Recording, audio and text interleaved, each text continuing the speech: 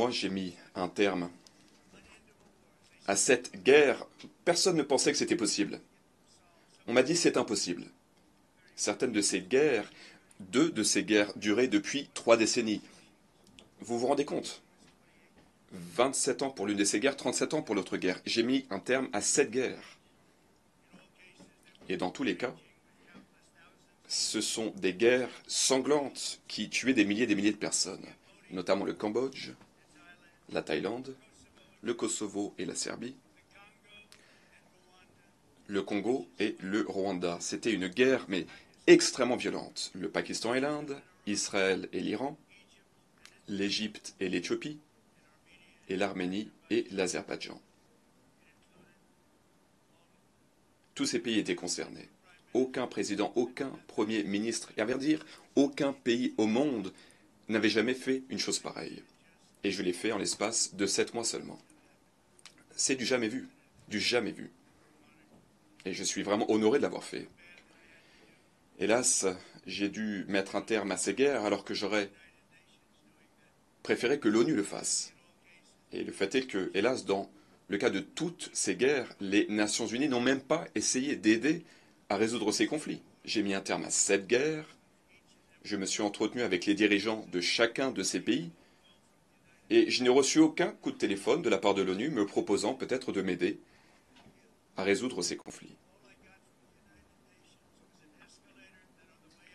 Le fait est que, à l'ONU, les escalateurs, les escaliers ne fonctionnent même pas. Heureusement, la première dame est dans une excellente forme physique. Et d'ailleurs, moi aussi, je suis dans une très bonne forme physique.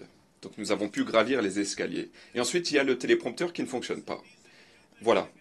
Voilà ce que je reçois de la part de l'ONU. Des escaliers mécaniques qui ne fonctionnent pas et un téléprompteur éteint. Merci beaucoup. Bon, le téléprompteur fonctionne désormais. Merci. Bon, je pense que je devrais me contenter de lire mon discours de toute façon. Merci.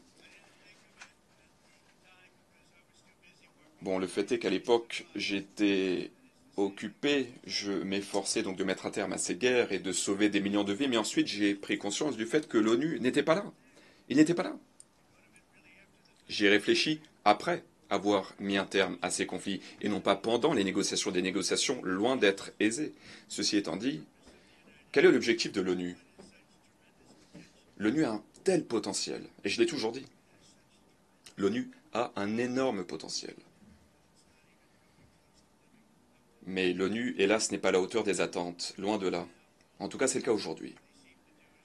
Les Nations Unies semblent se contenter de rédiger des lettres, mais ensuite, tout cela reste lettres mortes. Ce sont des vœux pieux. Et cela ne permet pas de résoudre des guerres. La seule façon de résoudre des guerres, c'est d'agir. Après avoir mis un terme à toutes ces guerres, après avoir négocié les accords d'Abraham, et ce n'est pas rien. Et d'ailleurs, personne ne nous a remerciés. De toute façon, on ne nous remercie jamais.